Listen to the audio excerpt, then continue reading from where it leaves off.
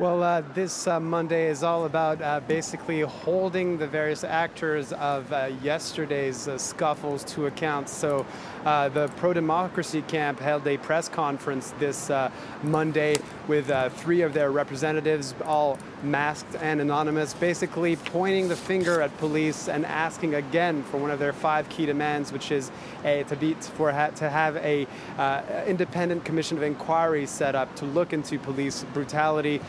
They basically accused the police force in Hong Kong of not being transparent, of using methods that are a bit covert, like having police officers who are disguised as protesters within the marches who can then intervene and arrest people once the other police officers charge.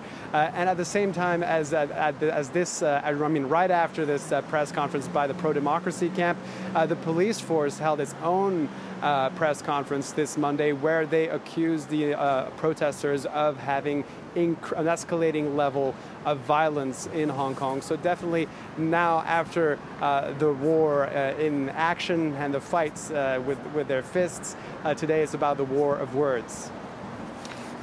Charles, is there still no sign of Beijing being willing to meet protesters' demands, or at least some of the demands?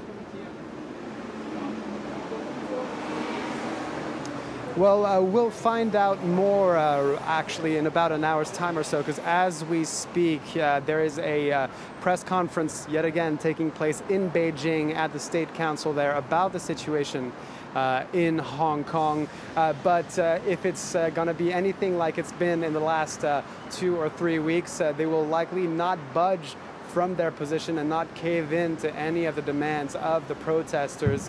Continue labeling these protesters as being a violent, radical minority that's hell-bent on destroying Hong Kong, or the Hong Kong that China wants to see exist. All right, thank you very much indeed for that update from Hong Kong. That was Charles Pellegrin. In other